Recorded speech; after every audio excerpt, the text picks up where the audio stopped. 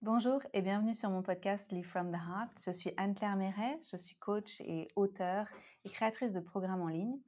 Et j'ai envie de vous parler aujourd'hui des erreurs à éviter quand on écrit un livre. Alors, c'est dans la veine de ce que j'ai partagé la semaine dernière. J'avais partagé déjà un précédent podcast sur l'écriture, si vous voulez aller l'écouter. Et je viens de mettre au monde un super programme qui s'appelle Writing from the Heart.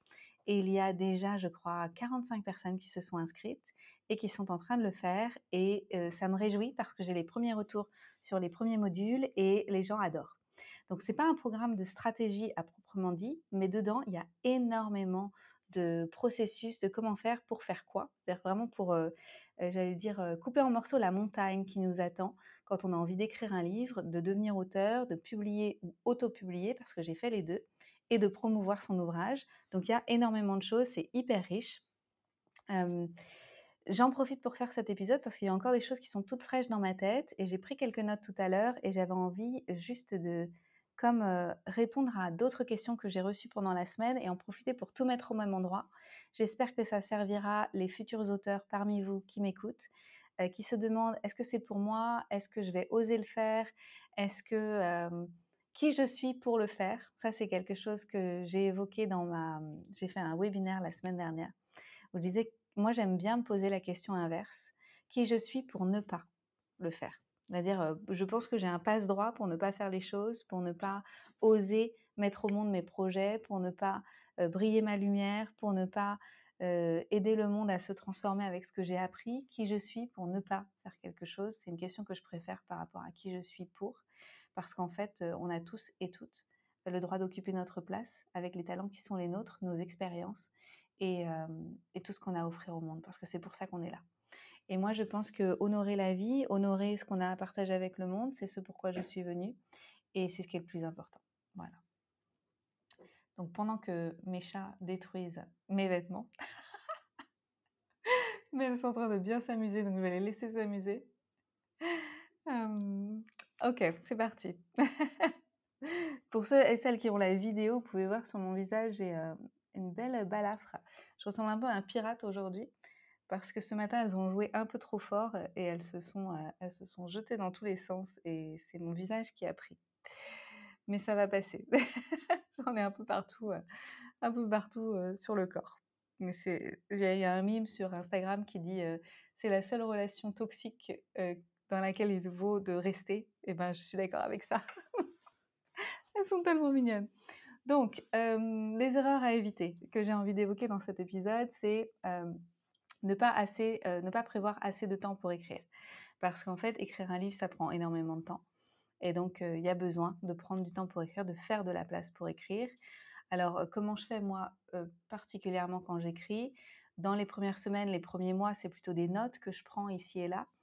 Et puis après je m'y mets, plus sérieusement derrière mon écran. J'ai plus d'inspiration quand je suis pas derrière l'écran en fait, mais quand je suis plutôt en train de me promener ou quand il se passe des choses dans ma vie et du coup je prends des notes sur mon téléphone que je retranscris après sur mon ordinateur. Hem, Au début, je dirais que je passe peut-être, 1/3 du temps à écrire ou 1/4 du temps à écrire et puis le reste du temps à travailler sur mon business et puis à mesure que j'avance dans le projet d'écriture, ça va se contrebalancer. Vous voyez, à un moment, ça va être moitié-moitié, puis au bout d'un moment, ça va être plutôt, 2/3, voire 3/4 sur le livre et puis seulement 1/4 sur le business et puis sur la finish line, les dernières semaines, je travaille pas du tout sur le business et je suis vraiment focus sur le livre parce que, bah, la dernière ligne droite, elle requiert toute notre attention. Ensuite, une erreur à éviter pour moi, c'est ne pas avoir de date butoir. Si on n'a pas de date butoir pour rendre nos chapitres et le manuscrit final, en fait, on va flotter et si on flotte comme ça, bah, en fait, le projet, il va durer, pour toujours, quoi. Enfin, vous voyez? Et c'est dommage parce que pour moi, il y a un momentum quand on écrit un livre. Il y a comme une vitalité dans le livre qui va se diluer si ça dure trop longtemps. Surtout si on a d'autres projets à côté et qu'on peut pas y consacrer énormément de temps. Donc je vous recommande chaleureusement de dédier du temps et d'avoir des deadlines et éventuellement même d'avoir quelqu'un qui vous tient pour responsable pour vos deadlines et donc tout simplement d'avoir quelqu'un qui vous attend chaque semaine ou tous les 15 jours pour rendre vos chapitres. Ensuite, alors je dis pas qu'il faut écrire un chapitre par semaine. Moi, c'est ce que j'ai fait parce qu'effectivement, j'avais déjà bien écrit et quand j'ai pris quelqu'un pour pouvoir, à la fin, me tenir pour responsable pour écrire mes chapitres, eh bien, ça m'a beaucoup aidée.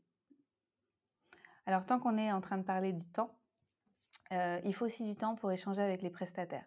Alors si vous êtes en maison d'édition traditionnelle, il va y avoir beaucoup d'allers-retours à la fin, notamment quand on va, avoir corrigé votre livre et que vous allez le récupérer. Prévoyez beaucoup de temps pour ça parce que, il y a souvent beaucoup, beaucoup de corrections et c'est tout à fait naturel qu'il y ait beaucoup de corrections et donc il y a beaucoup de choses à relire, à valider ou à dire: «Bah non, en fait, je veux garder la version, originale pour cette phrase» et cetera et à argumenter quelque part avec les correcteurs et ça, je pense qu'on sous-estime le temps que ça prend. Je pense qu'il y a beaucoup d'auteurs qui se disent comme moi, hein, bah, en fait, j'écris un livre, une fois que j'ai rendu le manuscrit, c'est bon, quoi. Mais en fait, derrière, il y a énormément de choses à faire pour les relectures et on relit le livre, je sais pas, 1 150 000 fois. Et puis après, il y a tout le travail pour préparer la communication, pour en parler et en faire la promotion. Donc ça aussi, c'est souvent, je pense, sous-estimé par les gens qui écrivent des livres et ça prend aussi pas mal de temps. Surtout quand c'est la première fois. On peut gagner du temps, si on prend, des conseils auprès de mentors qui l'ont déjà fait et c'est notamment pour ça que j'ai créé mon programme et que je vous aide à gagner du temps en trouvant, des stratégies qui vous correspondent à vous et qui respectent votre énergie et qui sont justes pour vous, pour vos lancements. Ensuite, une erreur à faire, alors une erreur à éviter, par rapport à, si on fait de l'autopublication, c'est croire qu'on peut tout faire soi-même.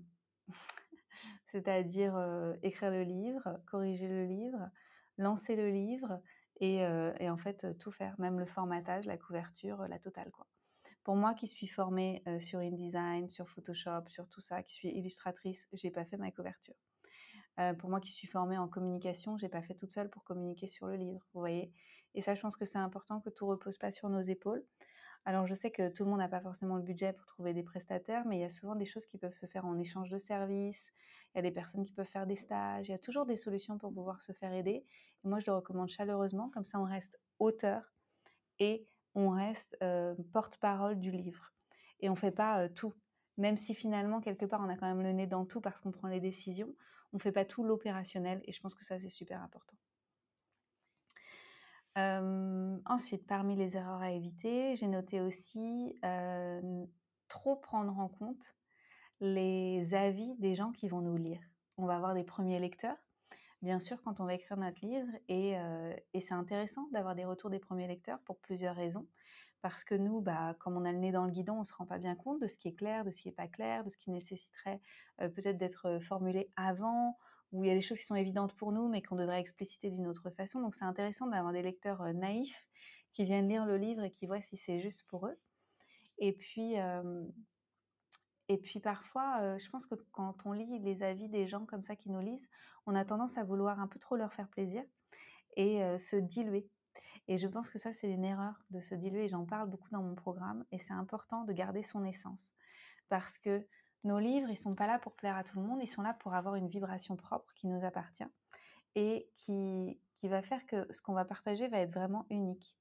Et si on se suradapte à ce qu'attendent les autres, alors c'est dommage parce que ça va perdre ce magnétisme que nous, on porte en nous. Donc c'est à faire attention, c'est vraiment, là, c'est à vous de le sentir, c'est subtil, hein, mais c'est super important. Avoir des avis de lecteurs aussi, j'en profite, hein, quand on a des premiers avis de personnes qui nous ont lus, c'est hyper précieux parce qu'on peut aussi, les partager comme, les premiers avis, vous voyez? Les témoignages des premiers lecteurs, donc c'est super dans la phase de lancement, donc je vous recommande chaleureusement de le faire. Une autre chose que je voulais ajouter ici, pour moi, alors moi je crois pas en l'adage, «Pour vivre heureux, vivons cachés» et donc ne rien dire à personne pendant qu'on crée nos projets. Et après sortir nos projets et attendre que le monde, en fait, nous salue, nous dise: «Bravo pour ce que tu as fait» et tout, ça j'y crois pas trop. Même pas du tout en fait. Je pense que c'est génial d'inclure les gens qui nous suivent si on a déjà une audience, mais aussi notre famille, nos amis, nos collègues, les gens qui nous connaissent, notre clientèle, dans, le fait qu'on est en train d'écrire un livre. Parce qu'on va recevoir beaucoup de soutien et parce que les gens, quand le livre va sortir, ils vont avoir plus de curiosité, pour ce qu'on a créé, parce qu'on aura partagé notre processus, notre réflexion, pourquoi on le fait et cetera et je pense que ça, c'est hyper important. Une autre erreur à éviter, c'est se comparer avec les autres. Se comparer avec les autres auteurs, mais se comparer aussi avec les autres entrepreneurs, se comparer avec les autres. C'est important de se comparer avec soi, avec les versions de soi d'avant, avec lesquelles on peut encore connecter les versions de soi passées pour évaluer le chemin parcouru, mais aussi avec les versions de soi futures, les versions de soi futures auxquelles on aspire en fait de devenir. Et moi, quand je ferme les yeux et que je me connecte avec cette version Anne-Claire du futur qui a créé beaucoup de succès avec ses projets d'écriture, et ben c'est avec elle que j'ai envie de me comparer et où je me dis mais oui, mais en fait c'est ces qualités d'être que je veux développer. Si j'ai un peu de jalousie, ben finalement c'est très bien parce que ça va m'activer le feu à l'intérieur pour pouvoir me bouger et continuer d'écrire mes prochains ouvrages et communiquer sur les ouvrages déjà publiés. Donc ça permet vraiment de se connecter au bon endroit. Si on se compare avec les autres, souvent on a tendance à faire des raccourcis et à s'imaginer que l'herbe est plus verte à côté, alors qu'en fait on n'en sait rien. On ne sait pas du tout. On ne sait pas combien de livres vendent les autres auteurs, comment ils ont vécu leur processus d'écriture, etc. Et d'ailleurs, c'est pour ça que dans mon programme, je parle beaucoup de qu'est-ce que ça représenterait pour vous un succès d'écriture. C'est-à-dire quel mot vous mettez dessus. Est-ce que c'est aller jusqu'au bout de votre projet? Est-ce que c'est vendre X nombre d'exemplaires, etc. Que vraiment ce soit entre vous et vous, cette version du succès, pour que ça vous permette d'identifier ce qui est juste pour vous. Et à partir de là, vous vous comparez que avec vous et pas avec les autres. Et je pense que ça, c'est super important. Une autre erreur à éviter, ce serait ne rien faire quand on traverse des périodes de doute et qu'on se sent seul face à la page blanche et se dire ça passera. Et il y a notamment quelque chose, je trouve, d'assez intéressant dans nos communautés un petit peu plus spirituelles, santé, etc. C'est s'écouter. S'écouter au point de ne pas faire les choses quand on ne se sent pas de le faire. Et moi, je pense qu'il faut faire attention à ça parce que quand on écrit un livre ou quand on a des grands projets, hein, des grands et beaux projets, quand on a envie de faire quelque chose et qu'on a un objectif, qu'on a un rêve, qu'on a vraiment envie de le faire, bah, c'est tous les jours qu'il faut s'y mettre, ou quasiment tous les jours, et plusieurs heures par jour. Et si parfois on le sent pas, c'est pas forcément parce que c'est pas le bon projet ou que c'est pas le bon moment, c'est parce qu'on a des résistances à l'intérieur. Et ces résistances dont je parle, c'est surtout des peurs qui nous amènent à procrastiner, qui nous amènent à repousser, qui nous amènent à dire mais non, mais pas aujourd'hui, je le sens pas, ça doit pas être le bon moment, ça doit pas être le bon timing, etc. Et malheureusement, quand on pense comme ça, souvent, bah, on n'avance pas. Et on perd le momentum dont je parlais tout à l'heure. Et je pense que ce momentum, il est hyper important pour accoucher de nos projets d'écriture. Donc, ne rien faire, bah, c'est pas la solution. Donc, il faut trouver ce qui fonctionne pour nous. Et donc, il y a des antidotes, hein. Pour moi, il y a beaucoup bouger mon corps, sortir, aller dans la nature, faire des longues marches, aller faire de la danse, des choses comme ça. En fait, ça me permet de m'aérer, de penser à autre chose, de connecter avec d'autres idées. Il y a plein d'autres choses que vous pouvez faire. Vous pouvez faire des exercices créatifs. Ça, on va en faire beaucoup dans ma retraite. Donc, j'ai une retraite d'écriture. C'est vraiment une retraite d'immersion qui se tiendra à Ubud, à Bali, du 23 au 30 juillet. J'ai hâte, c'est maintenant dans un petit peu moins d'un mois. Je vais accueillir un groupe de personnes qui va venir dans un lieu magnifique, un resort luxueux, all inclusive.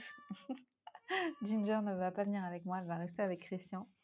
Et ça va être absolument merveilleux. Moi-même, je vais y écrire, je vais en profiter pour écrire.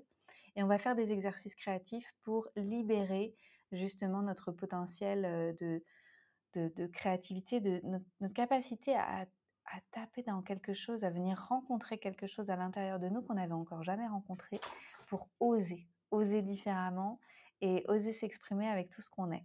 Et en fait, ça se travaille tout ça. Et je pense que si on l'a jamais fait, on se rend pas compte que ça se travaille et que c'est pas forcément inné. Vous voyez, si on nous a pas encouragé à libérer notre créativité, bah, vous imaginez bien que si on attend, il va pas se passer grand-chose. Donc c'est à nous de trouver ce qui fonctionne pour nous et d'être proactif pour pouvoir oser en fait complètement notre pleine et entière créativité. Alors je dis ça, j'en fais partie, hein, je m'inclus. Parce que même si j'ai déjà écrit beaucoup de livres, je sais qu'il y a encore plein de trucs qui sont enfouis en moi et que je me suis pas encore autorisée. Des choses que j'ai déjà rencontrées parce que je peux un peu percevoir les contours, mais que j'ai pas encore exprimées et que j'ai pas encore exprimé de certaines façons, voilà, que c'est un peu, j'ai peut-être censuré. Et donc c'est super intéressant d'aller observer ça aussi à l'intérieur de nous et on va le faire ensemble. Je pense que c'est essentiel. Voilà, j'ai partagé beaucoup de choses. J'avais envie que cet épisode soit quand même court. J'espère que ça vous aura aidé, que ça vous aura permis de vous représenter un petit peu plus des choses que sur lesquels il faut mettre de la lumière quand vous devenez auteur et que vous publiez vos livres et que vous voulez oser porter vos messages dans le monde. Je vous encourage à le faire parce que c'est très gratifiant personnellement d'aller jusqu'au bout d'un projet d'écriture, d'un projet comme ça à long format qui demande beaucoup de soi. Ça demande de poser les mots, de vraiment décider de ce qu'on a envie de dire parce que ce sera imprimé, ça va rester longtemps dans les bibliothèques des gens. Donc c'est très important, c'est un travail, je trouve, précieux, c'est un travail d'orfèvre en fait d'écrire un livre. Ça nous rend aussi, je trouve, plus confiants dans ce qu'on a envie de partager avec le monde, avec les mots qu'on a utilisés dans le livre. Après, c'est plus facile de s'exprimer à l'oral, je trouve, parce qu'on a pesé nos mots et on les a choisis de façon très précise, avec beaucoup de cœur. Et donc voilà, je trouve que c'est génial et je vous encourage à le faire. Moi, les livres m'ont transformée. En fait, c'est vraiment, ça m'a réveillée, ça m'a permis d'ouvrir des champs de possibles dans ma vie et je pense que c'est essentiel que les gens qui vont croiser votre chemin trouvent votre message parce qu'eux aussi en ont certainement besoin. Donc je vous dis merci de le faire et puis je vous souhaite tout le meilleur dans votre parcours d'auteur. Si vous avez aimé cet épisode, je vous invite à le partager autour de vous, auprès de personnes qui souhaitent aussi écrire des livres et puis je vous dis à bientôt pour un autre épisode la semaine prochaine.